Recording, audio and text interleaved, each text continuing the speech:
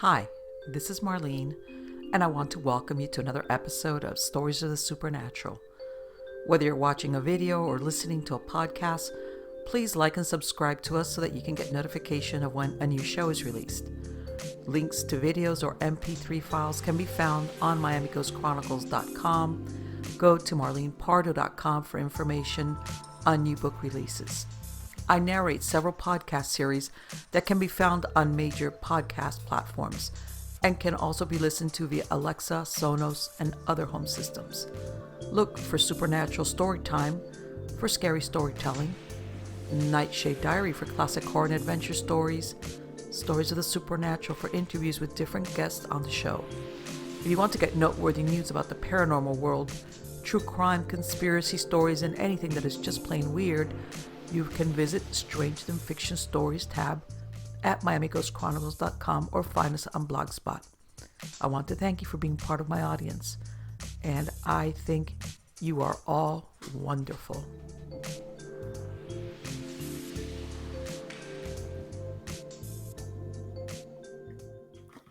Hi, everybody. This is Marlene with Miami Ghost Chronicles, Stories of the Supernatural. How's everybody doing today?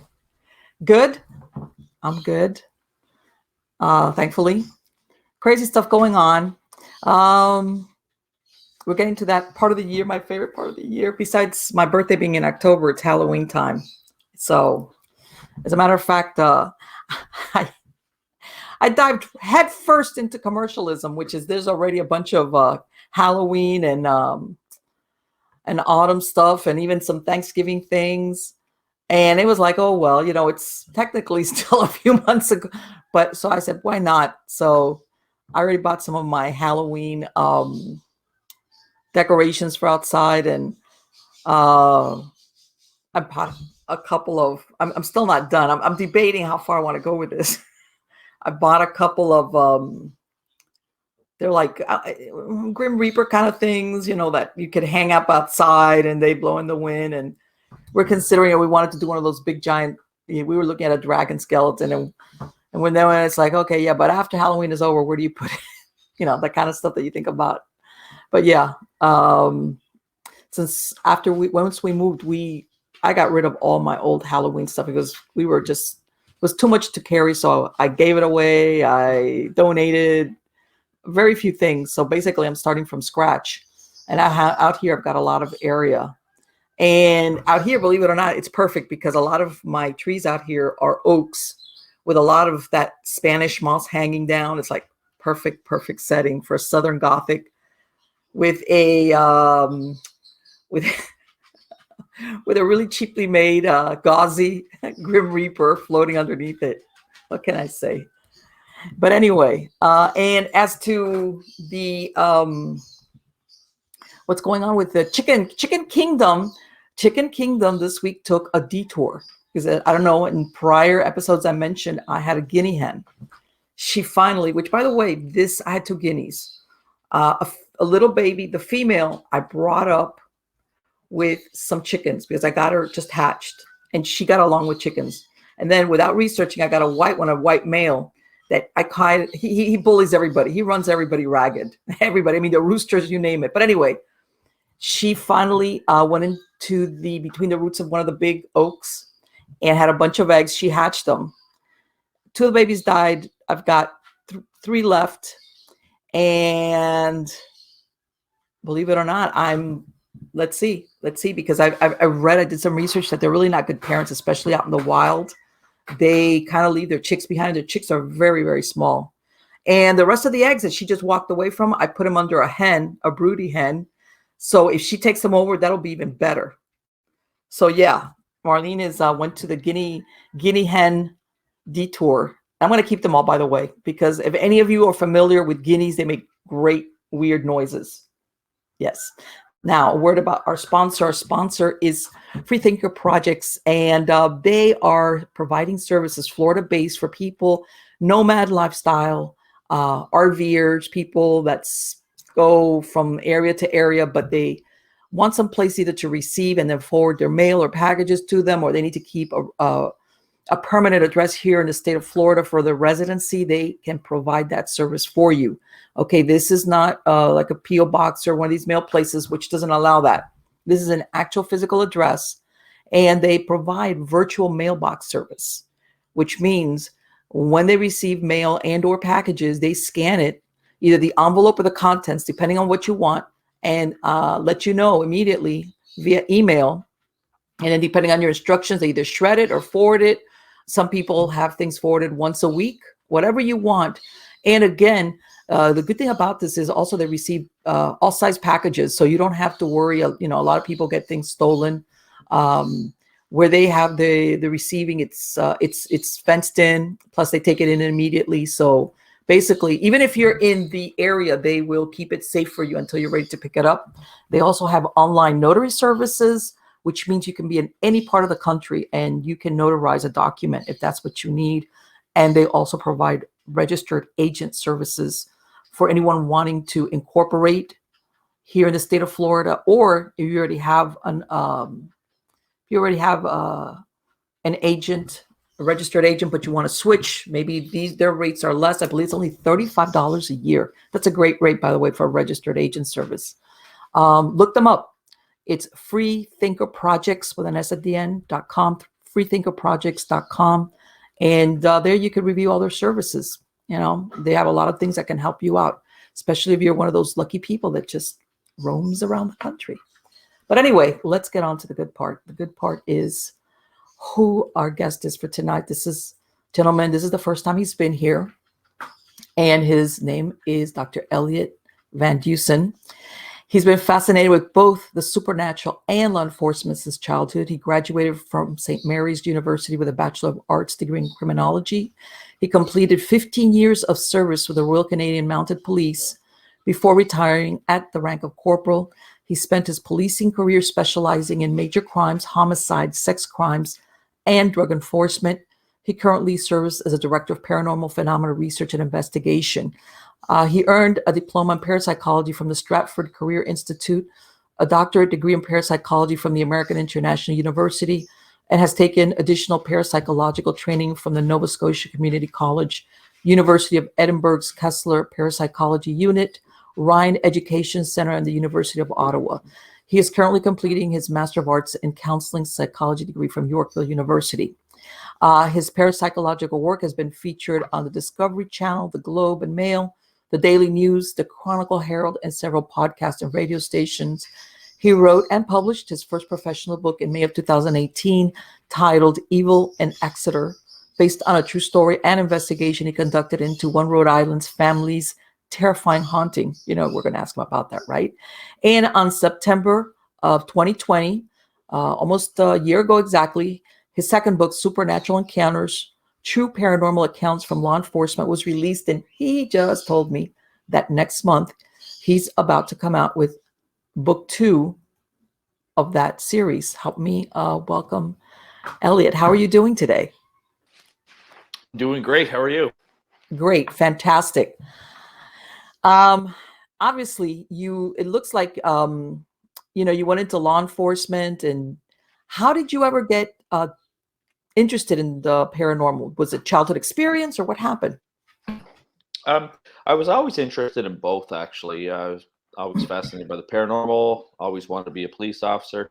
And I always credit the television show Unsolved Mysteries to getting me involved with the paranormal. Yeah, because, Unsolved Mysteries talked a lot about cold case homicide investigations, which I found interesting. And then, of course, it had the supernatural element to it, ghost sightings, UFO sightings. So then when X-Files came out, I thought that was really cool. There was 2 law enforcement officers that investigate the paranormal. So that kind of made me want to get involved in investigating the paranormal. I ended up moving from Sydney to Halifax, Nova Scotia, and my mom came to me one day and found a newspaper article, and it said that there was a local parapsychologist teaching at the Nova Scotia Community College, and that's where I met my colleague, Daryl Walsh. We were colleagues and friends still to this day, but I took 2 of his courses, and after I completed them, he invited me to join his research organization, which was called the Center for Parapsychological Studies in Canada. And that's where I started to get involved with field investigations. And then I got recruited by the RCMP, and learned very quickly that you don't talk about the paranormal in this police force. You know, I have talked to other police officers, and they've been well recepted. But then I have talked to a few others that have had kind of the same issues I did. Ended up becoming much like Fox Mulder in the fact that his Right, it's a career killer, is what you're saying. Yes, they I would get ridiculed for it. But then towards when I knew I was kind of getting ready to retire, probably the last 2 years of law enforcement, I didn't care. I started kind of doing things publicly again, going on some podcasts, writing some articles and things like that. So I kind of just stopped caring about what other people think. And then now that I'm retired, I retired in May 2020. Now I just do this full time. Exactly.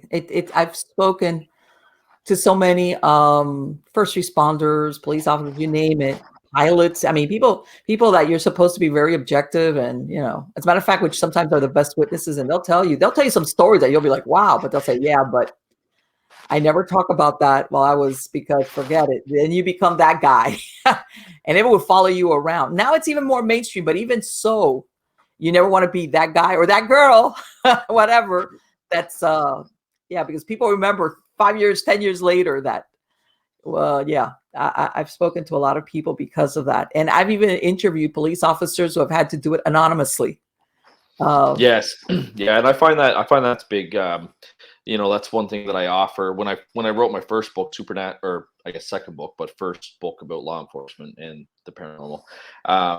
When I wrote Supernatural Encounters, I had offered people to be anonymous. And I think one, being a law enforcement officer myself, and two, them knowing that I'm involved in the paranormal made them feel comfortable. But then also offering, to change their name, possibly their police department if it's a smaller police department. The Right. city. I've even had to create like a fake jail, for example, because the correctional officer said if the story came out, they would know that, it came from me. So. I think by doing that, it made people feel safe, and they came forward to me, because I get a lot of my colleagues are like, that's amazing that you were able to talk to law enforcement officers and get those kind of stories, because just like you said, a lot of them keep it inside, or they don't really talk about it just because of the stigma that's attached to it. So the fact that I was able to put out a book like that with real stories from real law enforcement officers, and then be able to do it a second time, a lot of my colleagues do give me a lot of praise for that, and something I'm very proud of. Yes, and it's really funny, because one time I interviewed one, and it was a very small police department. They had a small station, and it was like one of those unacknowledged. Everybody knew that something was going on in that station, but it was like, and as a matter of fact, this police officer, she's a woman, and she told me that she used to one time, they would rotate. She would do like the midnight, the overnight. One time she came in and she found the dispatcher, because they only needed one dispatcher at a time, sitting outside with the radio dispatching from outside because of what she had heard inside the station. And she says, everybody's here has had some type of encounter, but everybody just like looks at each other. But then it's like, we can't talk about this too much, even though everybody had some type of experience, because it, like you said, it's like unofficially, officially, it's like, don't talk about that stuff. Kind of deal. Yeah, no, for sure. And I've actually had law enforcement officers tell me a supernatural story, and they always started out by, I don't believe in this kind of stuff, and I'm not really sure what I saw, but I can't explain it. And then they tell you the story. So there's even some that can't even bring themselves to mentioning that it's an unknown or it's a supernatural event. Right. And you know what? The ones usually, though, that experience it the most are usually those overnight, when everything is quieted down. Those are the ones that see a lot of stuff. And then it's really funny. But if you tell them, hey, well, I want you to stay out there by yourself, they'll be like, no, stuff like that. Yes. Yeah. Very true. It's really like exactly like what you just said. I don't believe in it. However, ... You hear that quite a bit. It's interesting. Right. No, you I don't know if you had any stories, Elliott, about officers coming up on car accident and seeing somebody, most of the times, along with paramedics, they're like the first to arrive, and sometimes they've seen somebody standing there, or even among, how people will stop, like people, regular people. Then they realize that one of the people they saw turns out to be one of the victims. But in that moment of excitement, they don't realize it because they're responding to a bad accident. And later on, they come to realize that one of the people they saw standing in that crowd is one of the victims. Did you ever have a story like that? I've heard stories like that, but that story actually reminds me of one that'll be in the book coming out next month, More Supernatural Encounters. It was took place in British Columbia, Canada. It was in an area where the RCMP police, and it was a snowy night. Roads were really bad, and a call of a single vehicle accident came in. So a female police officer took the call, and she made her way to the scene. She said the roads were really bad, full of slush, and the car was sliding. She eventually got to the scene, and she could see some damage. She saw some parts of the vehicle on the road, and so she figured it was, going to be a fairly bad accident. But when she got closer to where the car was in the ditch, she realized it was another police vehicle. And so she got out of the car and ran down, and she realized it was her partner and her friend, actually. Wow. He was driving on the road, I guess, and the vehicle lost control and he ended up crashing into the ditch. So he was unconscious. So paramedics are on their way to the scene. She said, ironically, a doctor had stopped, seen the car accident, stopped, got out, and identified himself as a medical doctor. And he went and checked the police officer, and he said that he was gone and that there's nothing you could do for him. So paramedics showed up, and they were able to get the body out of the vehicle and put it into the ambulance and head off to the hospital. They were actually able to resuscitate the police officer and bring him back to life. So he was in the hospital for quite a while, as you could imagine, recovering from his injuries. And one day, the female police officer that had first attended the scene was off duty, and she got a knock at the door, and it was her partner that had come from the hospital. He was out now, but he needed a walker and things like that. He was still, pretty rough shape, and his wife, and they had come over to thank her for everything that she had done the night of the accident. And as they're in their living room, he starts telling her that he saw everything, and she said, "Well, what do you mean? Like, when I got to the scene, you were unconscious in the car." And he said that he was floating above his body, so he could see almost like a bird's eye view. He could see the police car. He could see her come on scene, her get out and run to the car and check him, and the medical doctor say that he was dead. And he basically recounted the whole scene that had taken place. And she couldn't believe it, but she was able to confirm a lot of what he said because she was there and saw it all. And I thought that was a really cool story. Unfortunately, he is still alive, which is great, but unfortunately, because of that car accident, he still has a lot of cognitive issues. So I wasn't able to interview him. He actually doesn't even remember that incident. Okay, he had brain trauma. Yeah, he had brain trauma. So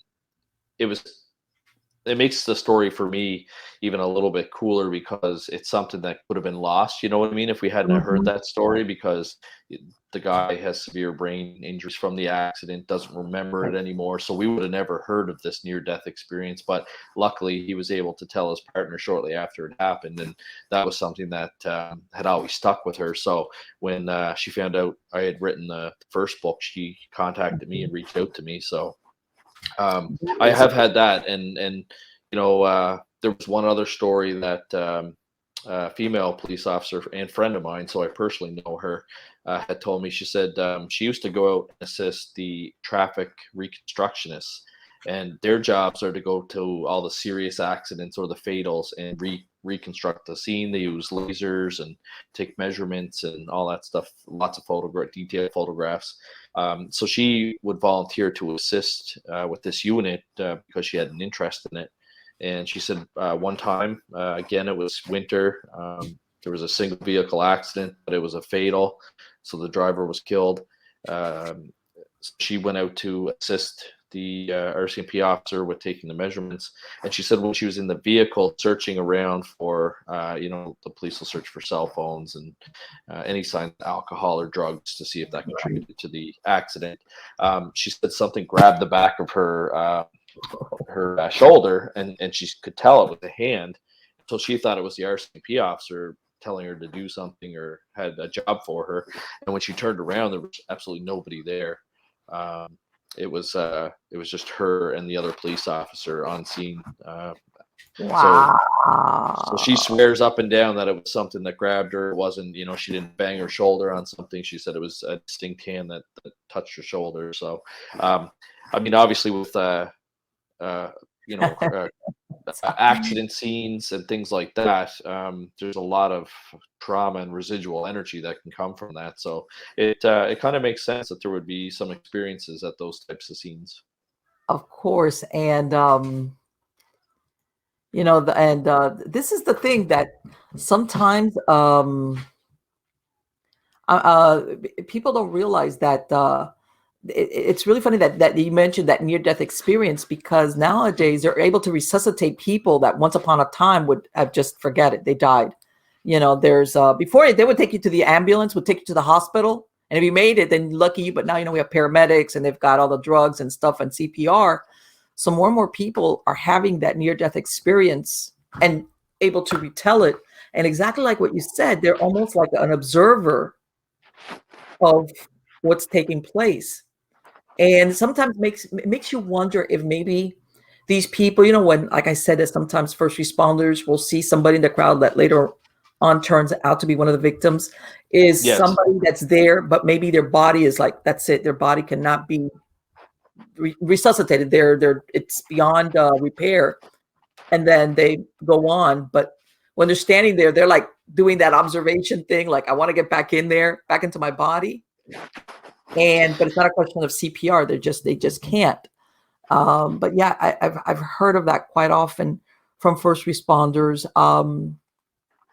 I had that another police officer tell me where they had a house in a certain neighborhood, and there was a murder-suicide at the house. And this was a few years back when landlines were more common.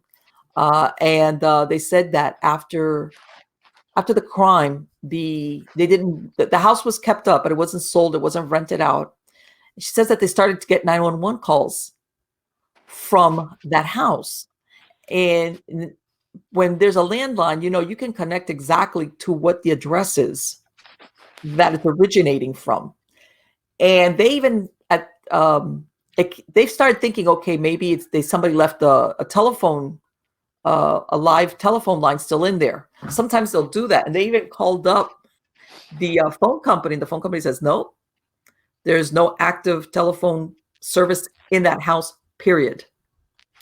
And after a while, they would get, she says, a couple of times, 2 or 3 times a week, they would get that 911 call originating from that house. And that, she says, it went on for like 3 or 4 years. And then little by little, it started spacing out more and more until it just went away. But, it always makes you think, what was going on there? How was that happening? That's really interesting. I've heard other similar stories to that as well.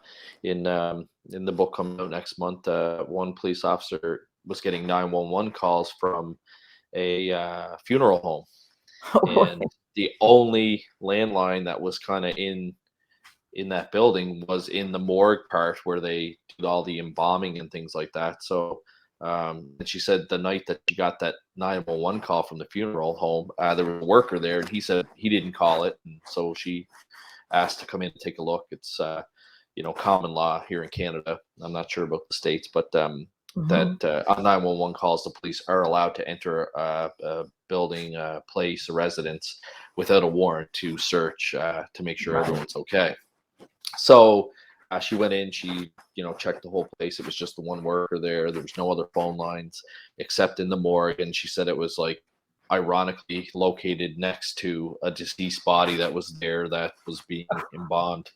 So she's not sure if it was just one of those things. I know during thunderstorms we would always get multiple static 911 calls as a police officer, but she's not sure if it was that or Can you was it imagine? And freshly that call comes deceased in, person it's like, trying to who's make a going to phone take that call. call? It's like, Yeah, you're going, no, you're going. It's like, who's, yeah. wait, I think I'm going to pull a car over right now. I can't go on that call. It must have been nobody wanted. Yeah, that's pretty much the way she felt after attending that call. Yeah, there's stuff like that it's like even the people the ones that say I don't believe in that, but yeah, I'd Yeah, rather not find exactly. out what's and and let me ask you, I've had a couple of officers and I've talked to that especially the ones that are involved in usually in some type of unit, whether it's homicide or assaults, violent crimes, where they have an instance where they think something's followed them home. This things start happening at their house. Have you had stories like that? No, I haven't personally heard any stories similar to that. I could certainly see that. Well, Actually, right. And the reason I bring it up is that I remember one time, this was like secondhand, an officer told me that the other officer had told him, where something like that happened, and for no reason, out of the blue. And I want to say, I can't remember if he was either gangs. I want to say either gangs or homicide, one of the two. I can't remember what, but he was in a unit, and all of a sudden, really weird things were happening in the house, and like he had been living there a while. It was an apartment, and he started having these really dreams, like I'm being chased, as an officer, one of those like nightmares, for lack of a better word. And he was pulling his hair out because he was one of those typical. He ignored it up to a certain point, but then it got so that he said he had gotten to the point where he didn't even want to go home. He just didn't want to go home to face whatever was going on. Shadows. He'd be watching TV. Shadows, stuff crashing in his kitchen. Out of sight. The nightmares. And that's the problem sometimes with people that say that they don't believe it, is asking for help, because they kind of like run into like, bottom line, to make a long story short, it turned out that apparently there was a criminal that he, for years, and I want to, it leads me to believe, I think he was in the gang unit, where him and this guy, he had put this guy away a couple of times. The guy was a very bad gang member, really bad guy. But they had like a real hate relationship going on for years. And I can't remember who was it, or either he saw something or something that he comes to find out that the guy had died or been killed or he died in jail. And it coincided exactly around the time that he started having these things happen in his apartment. And it was like, he didn't want to believe it, but it was like this guy after death was trying to still even the score. Bottom line, even though he got a blessing, he moved out of the apartment because he says in his head he couldn't handle that, how could you fight against somebody that's not is incorporeal? There's nothing there. So yeah, and that's why I asked you that if you had come across that, because sometimes it's like, sometimes those, how do you? I imagine as a police officer or law enforcement, that's a difficult one to grapple with. Yeah, well, it would be for sure. I mean, like I've heard of cases and I've known police officers where the living have done that. Yeah. For example, gang unit members have to be careful because Yes. if they're turning the heat on a gang, they can start to try and intimidate that police officer and his family. So, I mean, I know lots of police officers where criminals would show up at their home and try and intimidate them and intimidate their family. But yeah, to have to take that even a step further and have something supernatural follow you home, where we really don't have any control over that. Right. Even in parapsychology, we still don't really understand exactly what human consciousness is, or how it operates, because it obviously operates outside the known realm of physical science right now. But it's certainly possible that things can follow you home. I've dealt with it more, not from a law enforcement perspective, but we're actually working a case right now where a medium was trying to help somebody, and then all of a sudden now the medium is experiencing haunting characteristics that the client that she was trying to help Mhm. was experiencing. And that's actually the second case that I've personally worked where this has happened. There was the case in Exeter actually. Where a medium was trying to help out, and whatever was at the house in Exeter started to harass not only the medium that was helping out, but also her teenage son. So certainly that's a risk with the supernatural when you're involved in that type of work for sure. Was it that a human or a non-human entity in that case? Did she know? Um, you know what? It was. I call it borderline because I'm not even sure. I do have an Okay. interest in demonology. Um, some things kind of led me to believe that it could have been dynamic. That certain Mhm. things did happen in threes, and there were lots of signs, that it could be a dynamic haunting. But Or very Haley dark had actually spirit, seen though? the entity herself manifest once before, and Mhm. it had like a pale gray face. It's actually the book cover of the book. So what we did is Really? Haley drew it out after she had seen the entity. It's a male, very tall male with a pale gray face, and no eyes. Like they were just completely black. So the family was really good friends with Catholic priest that actually was an exorcist. He's on some paranormal shows, Father Bob Bailey. Um, Yes. but he uh, he said that if it's not a demon or it's not demonic, then by description of that entity, it sounds like it's a damn soul, and the church would treat it the same way that it would treat the demonic. So it was Mhm. either somebody really, really, really hateful, or it could have been demonic. But that's one that I still struggle with. I'm not 100% sure, but it was certainly a fascinating case. And that was your first book, the one that you wrote about the Exeter, that family that had. And can you Yes. tell me a little bit more about that? I mean, what happened with that family? Yeah. So how I got involved is uh, I met a girl on Instagram, and her photo kind of looked like Gillian Anderson from the X Files. So I made a comment on it saying, "Hey, you kind of look like Gillian Anderson in this picture." And I got a private message, and she said, "Actually, I entered a competition with a magazine, and I won the top 10 Gillian Anderson look-like." And she kind of sent the screenshot of it, and so that was kind of cool. And so we got talking about X Files, and got talking about the paranormal. I told her, I'm a police officer in Canada, but I used to investigate paranormal, and I just kind of do it quietly, kind of thing. And then she told me that she's actually been around spirits her whole life, and that everywhere she's been has been haunted. And she said she was on the television show Ghost Hunters, and I actually found the episode, and the episode was exactly the same story she told me, and it sounded like a really really interesting person. So I decided to fly down there and meet her. And I stayed at a hotel, and we traveled around Rhode Island for the weekend. She took me to a bunch of really cool paranormal sites. I got to see the grave of Mercy Brown, who's Mhm. a vampire, Right. alleged vampire in Exeter. Got to see the real Conjuring house in Harrisville, Rhode Island. Got to see the Devil's Footprint, which is in North Kingston.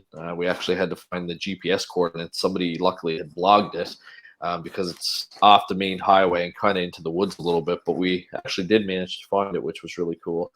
And then the Snedeker House in Connecticut, which Right, right. they Yes. made the movie about haunting in And Connecticut. hunting in Connecticut, Yeah, right.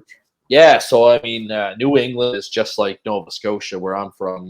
It's got a very haunted history. There's all kinds of great sites and stories. So um, I decided to go back and see her again, and this time she invited me to stay at her house. But she warned me, like, whenever she has a boyfriend or a boy or anything over to the house, that the activity seems to pick up. So I didn't think too much of it because, I'm a police officer and paranormal investigator. But sure enough, when I was there right off the bat, You know, you'd see doors open and close on their own, lock and unlock on their own. Her children didn't sleep for 3 or 4 nights in a row because they said they heard scratching on the bedroom wall.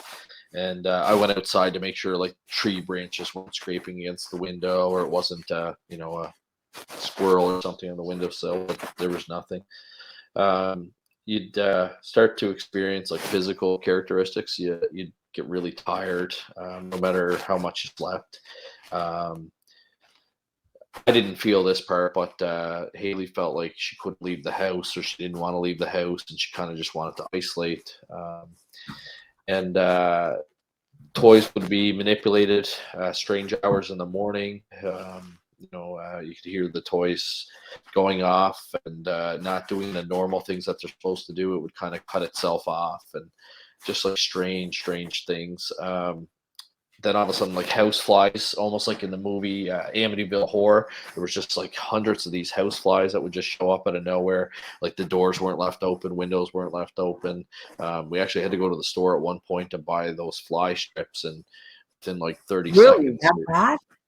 It was that bad, yeah. And within seconds, like 30 seconds, the entire strip would be full of house flies. Oh. And it got so bad one time that we had to go to one of the Catholic churches and get some holy water. And so later that night, the fire alarm started to go off at like 1:30 in the morning. And they were the type of fire alarm that if one goes off, they all go off. And it's warning you that there's a fire in the house. So we checked the house first, obviously not thinking that it's paranormal, thinking that there's a fire. But there was nothing. And then the alarms wouldn't shut off unless they got splashed with holy water. And even then, only that one individual alarm would turn off, not the whole thing, even though they were connected. So the next day, we contacted Kitty, which was the brand that made the fire alarm, and they had no explanation for it, and basically sent out 1 or 2 free fire alarms to try and reinstall. But yeah, the house, I made multiple trips there over a period of a year, and every time I went, there was always something that I would see or hear or experience.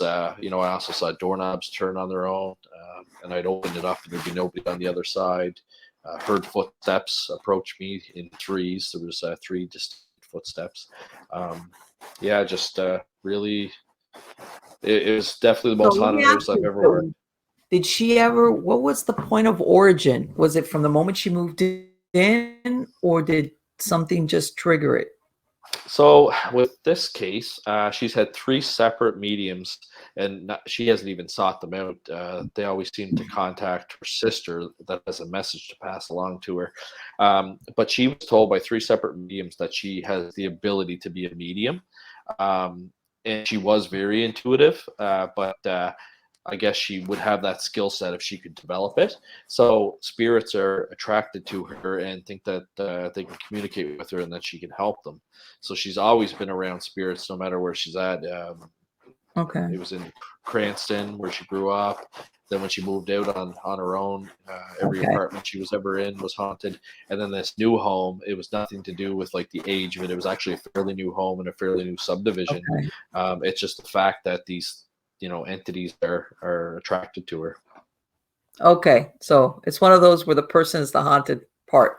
The person, yes, because I've been doing investigations since the 1990s, and this was way, of course, before the the paranormal reality shows, and it takes a while sometimes for when you start talking to people exactly about like when did this start. Then they start telling you that basically they have a personal history of phenomena going off around them, and it's like, okay, it's not the house, it's you. Yeah, and sometimes you might move into a house, but really it's you. And like you said, sometimes they do have mediumistic abilities, latent ones, or sometimes they do have an attachment that follows them around. It depends on what goes on with them. Sometimes people will see different things, and those are the ones that they don't know how to put up boundaries, so that the dead kind of like, hey, you can't come in have a conversation with me in the middle of the night. So what happened at the end? What happened? Well, it got pretty scary towards the end. the young boy, 5 years old, started to, in my opinion, almost display some signs of possession. Oh, Especially looking back at, I took Dr. Karen O'Keefe's course from the School of yes. Parapsychology, Exorcism and Possession, and looking back at the case, I mean, he was certainly the. I personally think the early stages of possession. He started to not want to clean himself, so he was fighting his mother to get into the shower, which was unusual. He was sleeping in later. His behavior, he started to babble and almost talk in I guess almost tongues, to And he kind was of. 5? He was 5, yeah, and Oh my God. he started saying stuff that was like not age appropriate. Mhm, mhm. Like we it was funny. He had some blessed medallions, so his mom had some regular stuff on him, like a cross or Right, whatever that wasn't blessed, and then she put on some blessed medallions because she was getting concerned. He could actually tell which ones were blessed and which one weren't, and he would take the blessed ones, he'd rip them off and say, "This is from the church," and he'd throw it across the floor. And like, he didn't go to church. Like, the family was Catholic, but they weren't, like, I guess, practicing right. Catholic.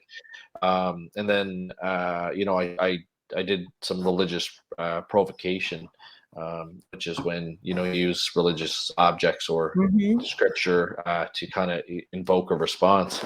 And I was trying to get him to say that he was Jesus, and so was his mother, and he couldn't say it. He absolutely refused. And then he told me that I was gay. And again, this is a 5-year-old, Right. totally uncharacteristic. He told me that I was gay for loving Jesus, and just like crazy, crazy stuff. So Right, that a he, 5-year-old that's not a 5-year-old mentality. no, and he was like hissing. He began like hissing like a snake, which is also, snake is Yeah. representative of Satan and the demonic. Um, and spitting at us, and just crazy, crazy stuff that was totally uncharacteristic. And so we called the family priest again, Father Bob Bailey, but unfortunately he wasn't doing deliverance work at that time.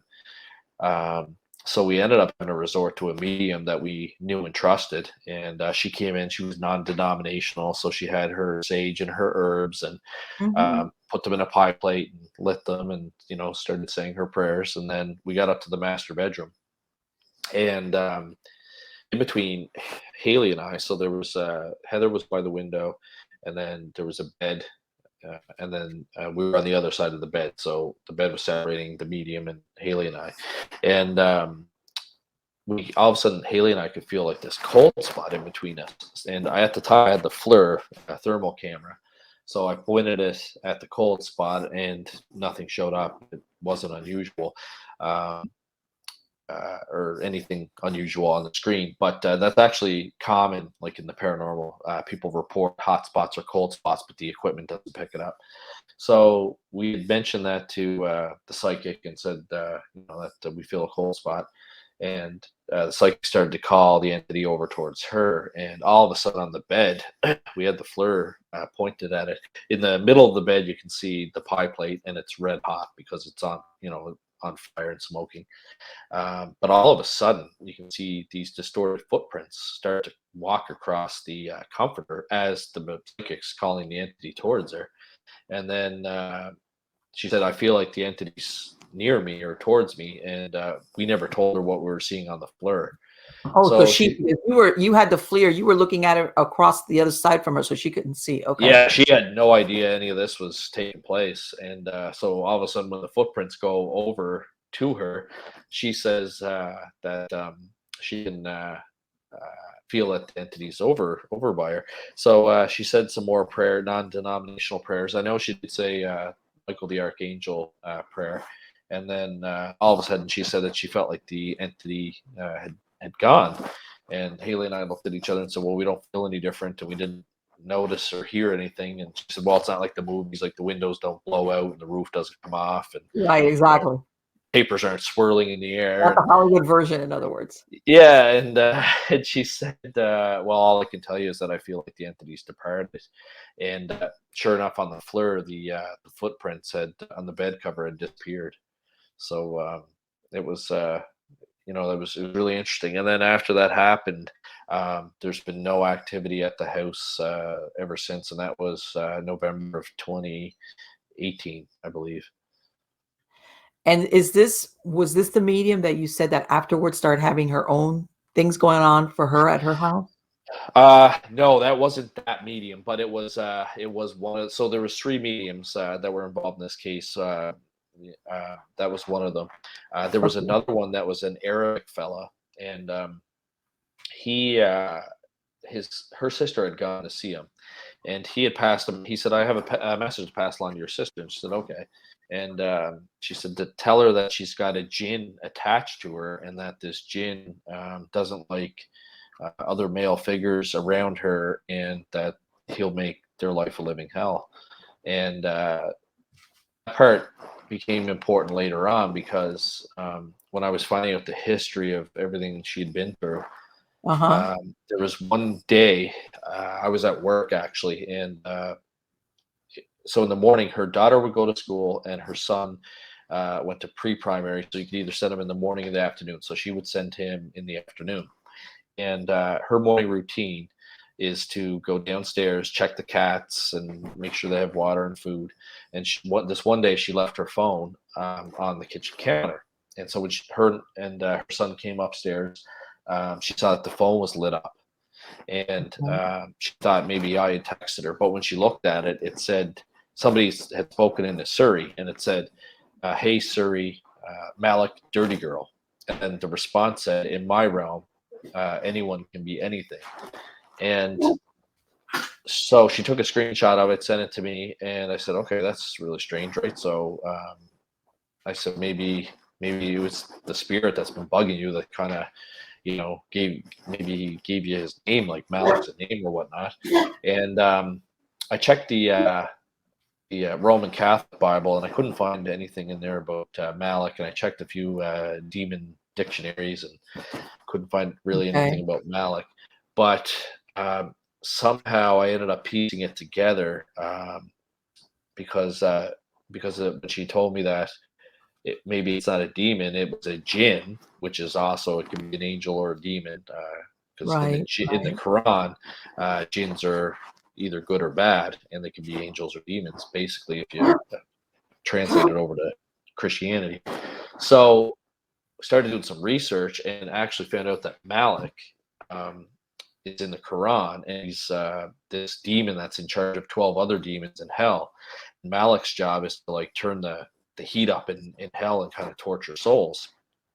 So we find this out, and then that same morning, about an hour or so later, Haley's little boy brings her a drawing, and it's a stick figure with like these blue swirls around it. So she's kind of like, "Oh, what's this picture of?" And that's really cute. And his response was, "Oh, that's the little boy that likes to play in the fire in my toy room." And so I found that was interesting because we had just read about Malik that likes to crank the fire up in hell, and now an hour later, and he wasn't present for our conversation either, so it wasn't like something kind of subliminal that was put into his mind. So he brings this picture. So then the third thing that happened that day, which again I find interesting because, like I said, the dynamic usually operate in threes, is when it was time to get his clothes for school, and she went upstairs. She kept a statue of the Virgin Mary on the kid's armoire, and it was found face down on the floor, and it never moves from off there. Now that one I kind of put less weight into because I mean obviously it's possible the kids bumped into it and knocked it over, Right. but the message on the going back to the message on the iPhone. So we had tested 3 other iPhones at the time, and Apple had no explanation for why the iOS software had given the response that was on Haley's phone, because the proper response is when you said that at the time, "Hey Siri, Malik, dirty girl," the proper response should have been, I just don't understand this gender thing. That's what the iOS software was programmed to respond. So Apple had no explanation for why the other I bet they response must have been came like, on. So between that and the drawing from the boy, I mean, I put more weight into that than finding the statue kind of knocked over. But that's that's did that's anything why happen to the daughter at all, or was the target the kid, the boy? The boy was a big target towards the end, but actually the first part when I first met the family, it was more targeting the daughter actually. Okay. She had there was one morning she woke up. I took a photo of it, and I don't think we might have used it in the book. I can't remember. We tried to protect the identities of the kids as best we could. So Mhm. it may be in the book, but if not, I in the file that I have, I took a photo of her eyes because like she hadn't slept for 3 or 4 days. She just had like these terrible like red bags underneath her eyes. Like you could tell this poor kid was just Right. exhausted, but there was something that was keeping her up for those 3 days. So when that medium did that last intervention, that's it. Everything. What happened to the boy? All that All behavior. good. Yeah, yeah. Shortly after that happened, and they weren't there for that either. So the grandparents took the two kids for the night. Well, Haley and myself and the medium dealt with the situation. So, um, yeah, once that happened, he came back home and he was back to normal. Just a happy little kid. What a relief! I'm telling you, because when it Oh, comes to kids, it's like all bets are off. yeah, no, for sure. I mean, that's the funny thing too with the dynamic. I mean, they don't care, but even in policing, like the criminals, the hard criminals that are in jail, like that's one thing that's off limits. Like you just don't touch kids, and you know, Right, exactly. And you know what? That thing that you said about him knowing which metals were blessed or not, I've heard of exorcisms where people sometimes the truth is, you'll have people that claim they're possessed and it's just mental illness, severe mental illness. But anyway, one of the things that they find is they'll put like regular water on them and the person doesn't react, but then they use blessed water or holy water and then they react in pain. And there's no way that person would know, because water is water. In other words, yeah, there's no way for them to know which has yep, been blessed and which hasn't. yeah, And they say that exactly. It's that's like not a it's not like litmus it's test to colored say, or is this real? yeah. Yeah, it's not like like you said, it's not like it's colored or marked or anything like that. Like if you got sprayed with water and somebody's telling you that it's blessed, I mean, you would assume that it's blessed. Right, exactly. If you have a priest or somebody that's in let's say a part of the exorcism team is throwing water on you, let's say the person, even if they're crazy, is going to assume that the water is going to be blessed. But Yeah, when they yeah, don't react, but then you use the real one, that's your first tip that, yeah, you are really dealing with some type of, something's going on with that person on the supernatural end of it. And yeah, yeah. when you mentioned that thing about that medium, I read one time there's a psychiatrist, his name is Dr. Gallagher. And Oh yes, yep.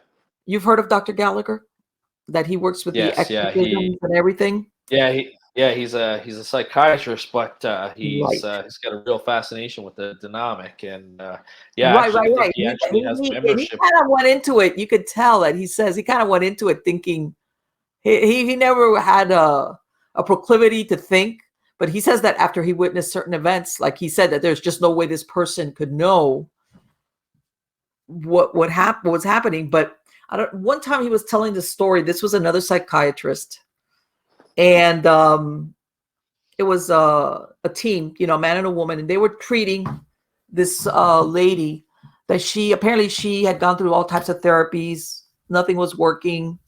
She was really troubled. So they start working with her. And after a few months, they stopped because they said, we're not making any headway. Come to find out after the fact, it's incredible. They both describe that unknown to the other, they started having at their houses things fall off shelves, noises, and they would get splitting headaches.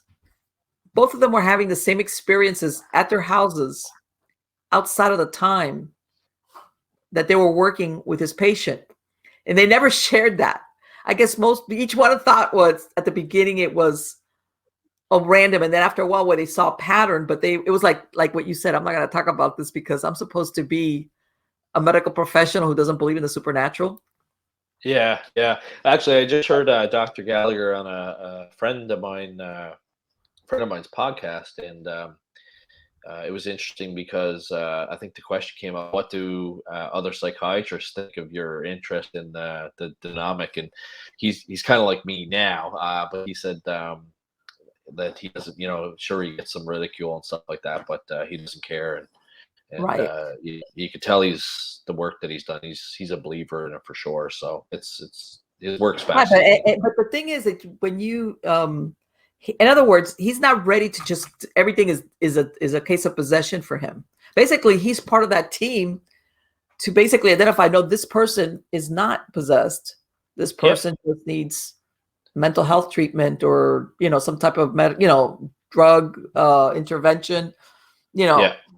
But some of the things that he's described through the years, because he's been doing that for quite some time. It's very convincing, by the way. It's very convincing when you read about what he's witnessed, and he says like that in some cases he's had patients / possession subjects know things about him personally.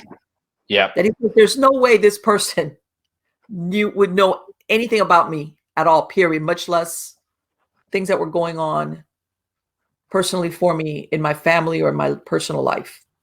Yeah, and that's one of the signs of a person that's possessed is they have that foreknowledge or the future knowledge. They're able to tell things that they shouldn't know. So yeah, that's really interesting. It's very. Let me tell you something. When you read those stories coming from somebody like him, it's more. It's like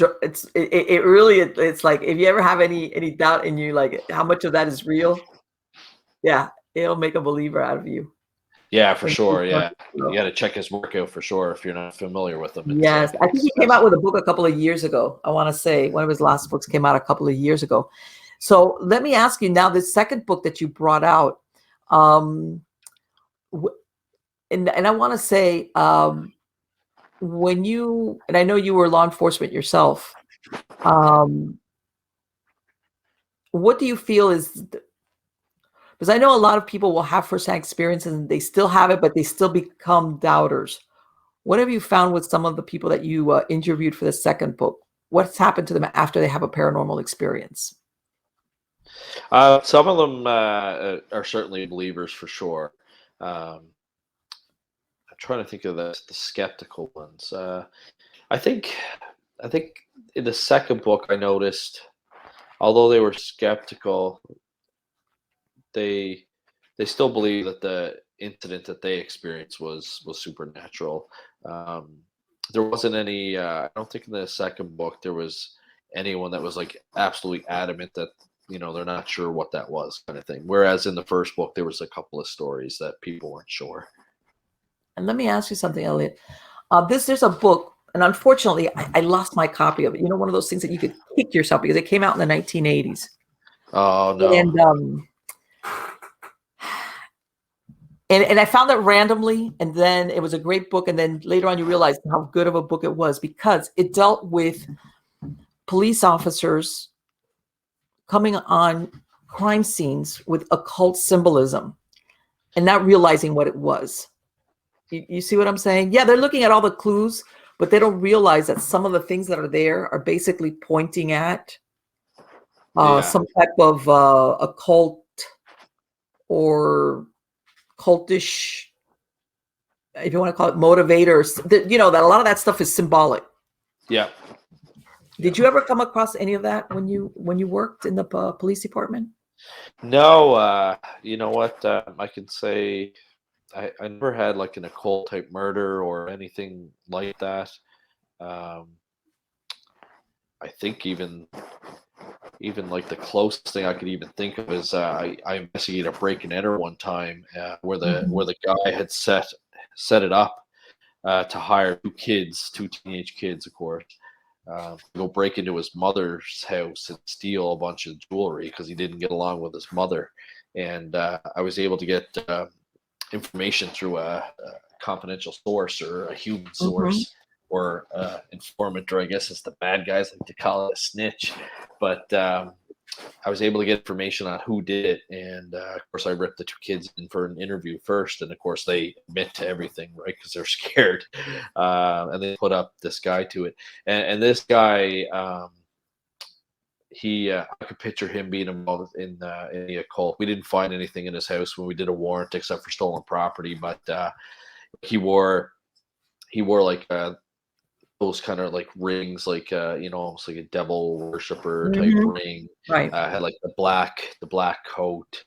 In his house, he had like strange knives. Almost like they almost look like ceremonial type knives, but there was nothing like completely blatant, like any sort of literature, books, and statues or anything like that. But those. I know California gets quite a bit of those. Right. And the way the book was really interesting because basically he was the author was trying to say that they needed to train police departments better to recognize certain things, because in other words, it's not like every crime you got to has got black candles and a dead animal, like, hey, that there were more subtle symbology. Mostly he says 9 times out of 10 they're a murder, some type of murder scene. He says where they leave certain types of symbols or something there that if you know what you're looking at, you realize, as far as if you're trying to find who the perpetrator is, but if you don't know what you're seeing, you overlook it. And especially if it's a stranger on stranger crime, because sometimes those are, there's not like that you could say, well, it's the husband or the friend or the neighbor, there's a connection, and sometimes you can follow it back. But when it's a stranger on stranger, there's just no. And I'm going to give you an example. This happened, I want to say it's maybe less than 10 years ago in Miami, and they have a bay off Miami, Biscayne Bay. They found a young man dismembered. Okay. Yeah. In a bag. They threw him in the bay. Okay. His brother came and identified him, etc. Turns out this guy was a day laborer, and not really no enemies. He was a young guy. He was like in his early 20s, day laborer, didn't have any enemies. And what happened was, it was like a Friday night, and he went drinking with his brother, and then went to some places, and unfortunately drank too much. And his brother says, "Hey, I'm leaving." And he goes, "Oh, I'm going to leave later." His brother leaves, and he staggers out, okay, of the bar. And apparently, it's like 2 or 3 in the morning. The streets are empty. Yeah. But he says that they remember seeing him. In other words, they remember seeing, somebody said that they saw him being put into, I can't remember, it was a trunk or the back seat of like an older model Honda. Okay. And they drive away with him. And then the next thing you know is he's found dismembered in the bay. And the point that they were saying is, if it was robbery, all they had to do, he was so drunk that they could have gone through his pockets and robbed him. You didn't have to take him anywhere.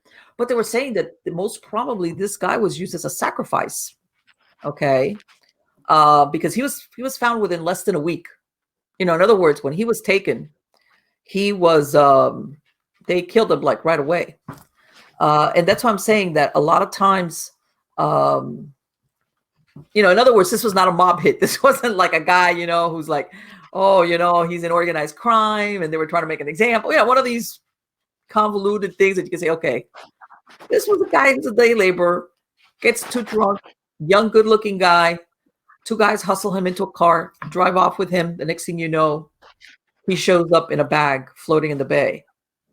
And that's my point as far as some of these stranger on stranger crimes, that it's so difficult then unless you know what you're looking for, if you find the crime scene, that I think that's fascinating, because I think sometimes not that's coming to light more, besides the obvious stuff, like you said, that, oh, you find paraphernalia, like, you go to the perpetrator and he's got books and he's got, all this maybe satanic, stuff, and you can say, okay, well, that's the, maybe he's trying to do something along those lines. But I was wondering, because I always think that I've heard some stories of people saying after the fact, yeah, I remember going to some place and there was some weird stuff, like there was a cow tongue nailed to the door, or the wall, things like that, really weird stuff like that. Like, Yeah. No, that's a really good point for sure. yeah, it's And of course, unfortunately there's I can see how cases go cold, because mhm, luckily in my career, when I was on homicide, we there was one case. There was one case for sure that we knew who did it, but we didn't have enough to lay charges. But other than that, most of the cases were solved. But there was one case where I call it a circle. And so what happens is, like, when there's a homicide, you start with the body, you got to find out who it is, and then you got to work backwards. Where was this person at? Who was this person with? Who's this person's friends, associates? And you kind of work way backwards. And then there's kind of a circle. So you start interviewing everyone, like family, friends, associates. Maybe he was found outside of a business, so you interview the business owner and the employees and things like that. But eventually you start to come full circle, where they're like, talk to so and so. Oh, we already talked to so and so. Or talk to Jane Doe. Oh, we haven't talked to Jane Doe. So then you go talk to Jane Doe. But eventually you come to the part where you've talked to everyone. So everyone's saying, oh, I don't know, you might want to talk to this person. Well, police already talked to this person. So eventually you run out. But normally at the end of that circle, your case is done. You know who the suspect mhm. is, and you've got everything that you need. But in a whodunit case, where you don't know who did it, um, once you empty that circle, like, you got nowhere to go. So I can see how easy it is for a case to go cold, and you not have very much solving it. Luckily, in the case that I worked, DNA solved it. So we did finish that circle. There was no one else to talk to. We had all the video surveillance from downtown. We had nothing. But luckily for us, they found DNA on the victim's body. And 6 months Okay. later, once the lab analyzed some items that we had sent from the crime scene uh, to the lab, offender's DNA was on the data bank, so they were able to make a link of the offender to the victim, and we picked him up, and he confessed to it, and now he's in jail. So we were very lucky in that case, but it's kind of scary as a homicide detective when you reach that point, because when you have nowhere else to go to get your information, uh, it's pretty scary, because you're left with that cold case, and no one wants to be the guy that's working that cold case. Right. Well, DNA, God, it's solving. I know some cold cases have finally found resolution because of DNA, that there's a match eventually, even though it happened years before, if they kept some type of evidence, if it could be used. And Yes. let me Yep. ask you, just like those people that don't have enemies, I imagine, what about those people that have a lot of enemies? It's like, okay, who would have a motive to kill this person? Well, you've got Yeah. thousands. Yeah. Yeah, no, it's true. Yeah, there are some people that are just so entrenched in the criminal underworld that Right, exactly. yeah, if they got killed, there'd probably be 100 suspects, because everyone wants to take them Yeah. out. So Yeah, like who'd want to do away with this guy? Well, oh, okay, yeah, yeah, yeah, he double crossed a lot of people, or he did a lot of bad things, and yeah, that people don't realize that sometimes, and I'm glad you know, because sometimes, you always hear about some of these hauntings that are tied to, the violent death, or the no justice for the victim. yeah, Okay, yeah, um, where it's almost like that's what they're waiting for, or that nobody knows what became of them. They do away with somebody, and nobody ever knows, that somebody did away with them. They yep, just drop off the face of the earth, and that sometimes is the trigger for for an intelligent haunting because they want to let somebody know, hey, this is what happened and this is who did it to me. And I tell people sometimes, when you get, these hauntings that are either a piece of land or like you said, or you'll get a structure there, brand new apartment building or house or whatever. And they start having all these things. I go, you never know who might have been buried out there in the dead of night a few years ago, that they got rid of. Yeah, that's true. And that's the thing too. Like even if you do research on a property and you're not getting anything from local records, it doesn't mean that something didn't happen there. Especially in early days, record keeping wasn't exactly, the best. So you could do research on the property. There's nothing there, but something could have happened that you just don't know about. Right. Well, there was in Texas, the place was called Black Oaks. I can't remember, but right after American Civil War, like around the turn of the century, there was a Black community and it had a cemetery. There was a big fire in the town, and basically everybody moved away. And of course, this cemetery was an unofficial cemetery. In other words, it wasn't ever put into the county records. It was just part of the community where they're burying the dead. And years pass, a developer buys the land, unknowing themselves. It's not like that movie Poltergeist, where the developer knowingly builds on top of the graveyard. They have no idea that this graveyard was there to begin with, because of course a lot of those monuments back then were made of wood, and they decay and they disappear.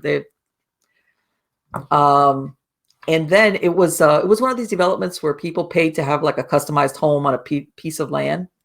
And it was in an area, and soon enough, people started to experience hauntings, and how they started having things happening, and everybody was like, "What's going on? This is a brand new house." And how they came to find out was one of them, after the fact, after they had moved in, was digging a pool. Oh yes, in their backyard, and they came up and they brought up two wooden coffins. Wow. And I believe they were able to identify because they still had the rings. People would get buried with their rings and their jewelry on. And it was a couple that had been buried, like I want to say 1910, 1905, something like that. Because this happened in the 70s in Texas. It was like, and that's how they started to unravel what had been in this piece of land previously. Wow. That's really interesting. Yeah, and they almost sounds like the plot line to Poltergeist. Well, and then what ended up happening is these homeowners are trying to get their money back. Basically, like, I want to move out of here because I wouldn't have bought this house or this piece of land if I would have known it's being buried. But absolutely, they got caught in one of these back and forward things, and they're being told you can't, in other words, provide proof, but you can't dig up, because it was one of those things where the law catches you on a back and forth. You need proof, but they don't allow you to do what you need to get to proof. And one of the family, one of the main ones, they decided, we're going to dig ourselves. And one time the mother and the daughter, and they're digging, they're trying to find more proof. And the mom says she starts getting like really like all of a sudden, I'm really tired. Like, oh my God.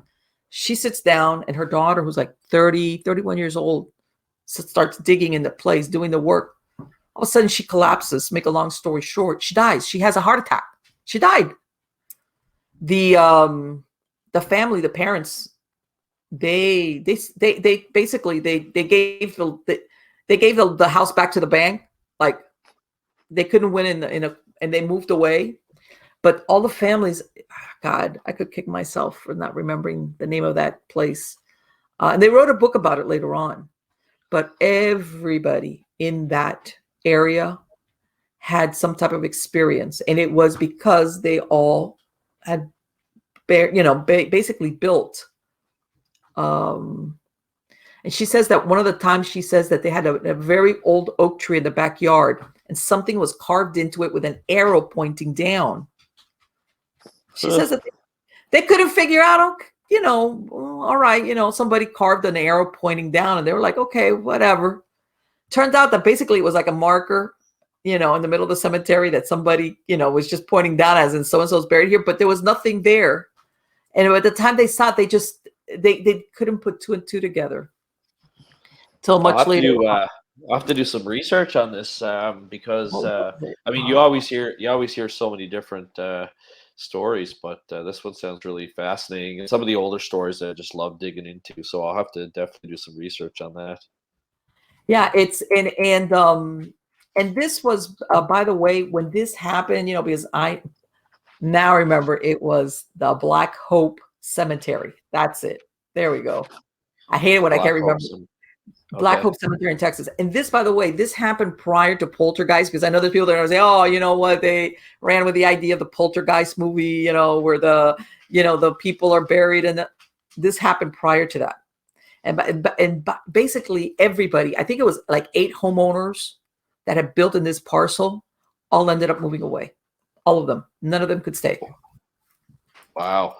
Very, very interesting and very sad what happened to the one family that wrote the book about their daughter collapsing and dying. By the time she reached the hospital, she was dead. She had like this major heart attack, something that she was pronounced when she got to the hospital. And by the way, she didn't have any health problems. You know what? You exerted yourself too much. When you were telling that story, I just gave it a super quick Google here. When you were telling that story, I was like, I know, like I felt like I had ESP or a premonition that you were going to tell me that the daughter took a heart attack. And I'm like, my God, it's like either I'm having deja vu or that sounds familiar. But Unsolved Mysteries did an episode on this. Really? And yes, and I remember it now. Yeah, I'll definitely have to do, because I would have been a kid when I saw that. So well, let me tell you, there's much more than what they publicize. So if you read and you go into, there's a lot of details, like most of these things, but sometimes they compress these into shows, like to a half hour or a 1 hour thing. And there's, in other words, the duration of what happened and how it happened and the aftermath for these families. I'll have to do some research on it for sure. It's very, very, very interesting. That getting back to the original point, which what I was saying, that sometimes where you see land, like how did it happen? Sometimes it's not a cemetery. Sometimes it's been a dumping ground for bodies. Yeah, absolutely. Yeah. I think that's why a lot of sanitariums and institutions are haunted, because if you actually look at the history of it, like the patients were treated almost like prisoners, and they were beaten and they were made to do slave labor. Some of them ran crops, like they had to like pick fruit, pick vegetables, and they'd sell it to help fund the hospital. And when they died, a lot of them would just toss them in the ground. What people don't realize, a lot of people don't know about it. It's even worse than that. They said not everybody, but I want to say 90%, like you said, of these patients, when they died, they usually had a cemetery, like a hospital cemetery. Some did, yeah, you're right. Majority of the families never came to claim the bodies, but because those big giant asylums came around like after, at least in the United States, after the Civil War, and like you said, there wasn't like that you have the state funding. Now it was like they had like working farms. That's the only way they could keep it going. And what they would do, this was around the time that they needed bodies for the anatomy classes. A lot of people don't realize that a lot of the patients that ended up dying there, their bodies were given over to these different universities, to their anatomy classes, because there was no family to come and say, hey, where's my father? Where's my mother, my brother, my uncle, my kid? Because the families by that time, they were, especially if the person was very violent or their mental illness was really difficult to control. They weren't visiting. So a lot of these, a lot of these asylums would turn around and sell these bodies. Wow. For use, knowing that no family member was going to come and take it. Nobody was going to come and find out, what did you do with that body? I could totally see that for sure. Yeah. Because like you said, it's really sad, but some people would just drop their kid off at that hospital and that was it. See you later. Never see them again. Yes. And everybody was put in there together. People don't realize that It wasn't just the mentally ill. If you were indigent, if you had fallen on hard times, everybody was lumped in there together. Yeah, And they horrific put things happened. they put senior citizens in there. If people couldn't afford to put them in proper guest homes, they dropped them off at the asylum. Just say, Yes, see you later. yes, Yeah. yes. It was when you look at it, especially when you look at it from the modern day perspective, some of these things, and I want to say, unfortunately, because of the nature of the work, they were short staffed. And then let's face it, they didn't look hard at who they hired because they were just so desperate to get sometimes, people to work there. That's when you start hearing, but even amongst themselves, there was a lot of violence among the people that were, that were not so violent that they had to be kept like in the padded room that were basically left. They were very violent amongst themselves. And it's but yeah, again, when there's nobody there to be your advocate, as in a family member or a friend, a lot of those bodies ended up being given over or sold. I take that back, sold over, because there was always a profit in the process to universities for the medical schools. Yep.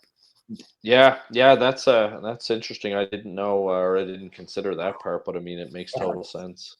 Yeah, of Yeah. course. And, not everybody that died, or because some people, they had all the different ages, different sexes, whatever it was that these universities needed. And the thing is, people don't realize back then it wasn't like that you could keep, in other words, these corpses would decompose really quick. They needed a lot. In other words, I mean, I understand the thought why they wanted it. Do you see what I'm saying? But it's different when it's somebody that says, "Okay, use my body," versus. No, for sure. Yeah, I mean, like some people donate their body to science, but obviously these poor souls didn't have a choice. No. They were. There was a profit to be made, and it's like nobody's gonna come and say, "Hey, that little." And if you go to some of these cemeteries at these asylums, all they even have is just a little slab with like a number. If you can find the marker. It's very deep, no personalization, nothing like that of that nature. But yeah, absolutely. Asylums, especially those old ones, it's like, it's not if it's haunted, it's like how bad. Yeah, that's true. Yeah, they are. Elliott, I want to thank you so much. It has been wonderful to speak to you. Just for my podcast listeners, what is the website that they can find you at? You know what? The best website to find anything out about myself or paranormal phenomena research investigation is ppri.net. And that stands for Paranormal Phenomena Research Investigation.net.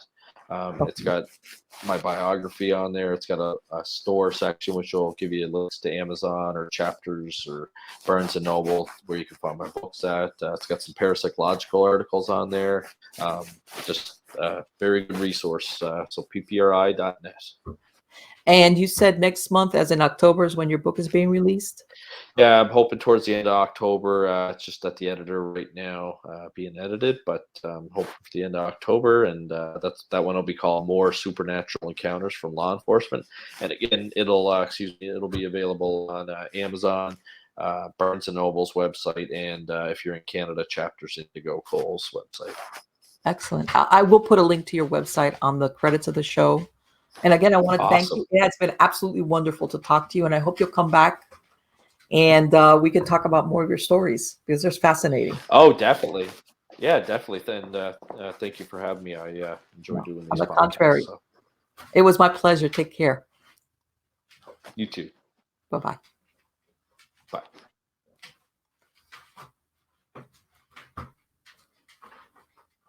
So, guys, wasn't it an interesting conversation? God.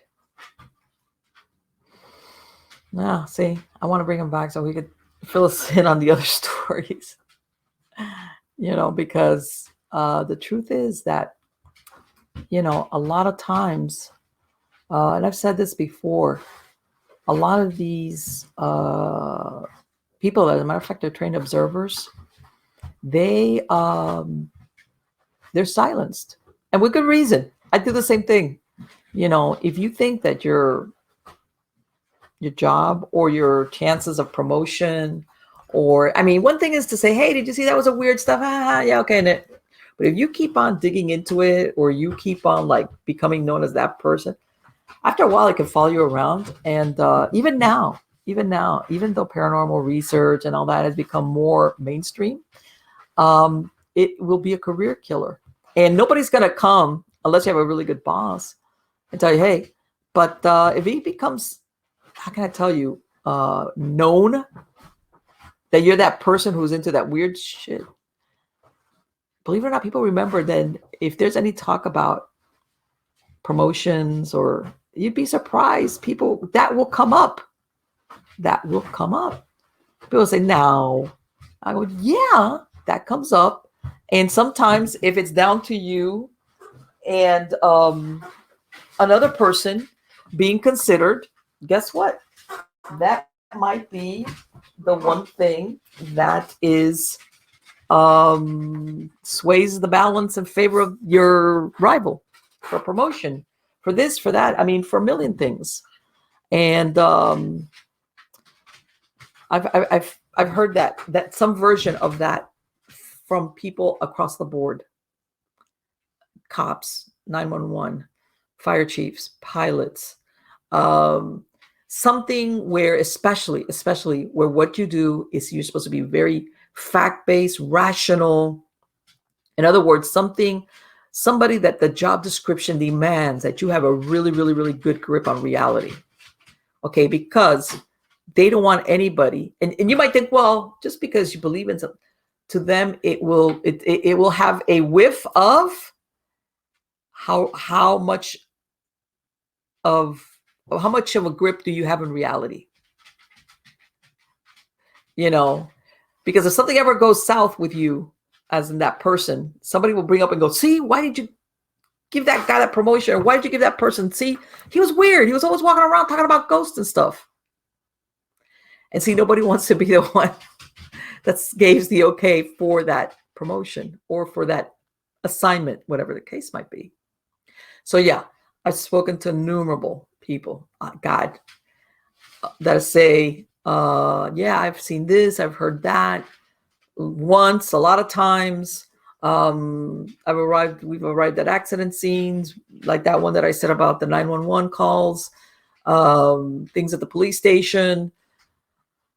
And everybody just sees it. Yeah, but that's it. It's like, let's not talk about that anymore, because of the stigma that's attached to it. And it's really funny, because sometimes the ones that say the most, they don't believe in it, are the ones that are the most scared of it. It's almost like by saying, if I say enough that I don't believe in it, then I'm going to be off the. If I don't believe in it, it's not real. It's not going to happen. It's like their denial is going to save them from either witnessing it or anything like that. It's like, this is my talisman. My disbelief will protect me. Yeah. Yes, that happens quite a lot. And there's even in that that one that I said the story about, where the dispatcher was found outside one night, dispatching from outside on one of those handheld radios, because at night it was a lot slower. She could do that. It wasn't like, it was because the station was built in the 1940s, and it used to have one of those really old cells, like those heavy metal clank. Like, in other words, I went there, I went to I investigated it. And if you went back there, it had those old-fashioned cells that are heavy metal, and you do anything and you open that door and you hear clank, clank, it made a bunch of noise. And since that station was on the small side, it wasn't like this thing. This was like a holding cell. And whoever was there at night, sometimes there was occasions where they would hear clanking in that cell back there. It was like a room, and then inside the room was that cell. And they would hear the clanking of either door opening or closing, or somebody in there. And there was nothing in there for it to clank, unless there was somebody, but there wasn't anybody. Okay. And by the way, the noise was unmistakable. It was nothing else in that building or in that office or in that area that sounded like that. It was a very distinctive noise. All right. And now, as to who it was, they really had, I asked, did you ever have any prisoner commit suicide? Anything happen in here? Or maybe fights between two people? Nothing that they knew of, but it was like, there was nothing there that, as far as nothing that they could say this event happened in there, and maybe it's either a residual, maybe something that is just playing out, or this really horrific, it was a murder, or somebody hung himself, or two guys had it out, nothing that could be pinned as to who was in there making all that noise inside the jail cell of all things. So let me tell you something. Things like that make you realize that there's a lot of stuff out there that sometimes, like I said, you could try to explain it, and sometimes you'll never have an adequate explanation. Why do some places become haunted, others not? Why do some spirits haunt and others not? Why do some deceased go on their way and make it to the other side and that's it, and others don't? Some people say religious beliefs, lack of religious beliefs, fear of hell, the need for vengeance, the need for somebody knowing maybe what happened to them. You also have people that are very materialistic. They want to basically they're very tied to the earth plane, I guess is how I'm trying to say it, of what they have, because that's the kind of person they were in life. And it's like that part of moving on is that you got to let go of all that stuff, and they can't. But why some and why others, and things of that nature. A lot of interesting questions. But anyway, guys, I want to thank you for being part of my audience. Again, I just released my book. It's out on Amazon right now. If you look up Hot Dame on a Cold Slab, Film Noir Murders #2, you will find it there in Amazon under Marlene Pardo Pellicer. Again, I told everybody that between now and October 31st, Halloween, anybody that signs up to my newsletter, that you can do by going to my website, marlenepardo.com or miamighostchronicles.com. I will send you a free PDF copy of the book. All right. And again, we're on track to doing the Halloween live stream between me and my hubby. All right. And like I said, we will be talking all things paranormal. I'll probably once we get closer to the actual date, I'm going to probably give out a number so people could call in and text me questions, so I can get some questions ready. And then, we'll have the chat going, but at the same time, I'll have some questions lined up, and we'll talk. Hey, whatever makes your weird little heart happy, we'll talk about that. So again, thank you for being part of my audience. Come back next week and the week after and the week after, because I have a great list of guests coming on with a lot of interesting things to talk about. So till then, take care.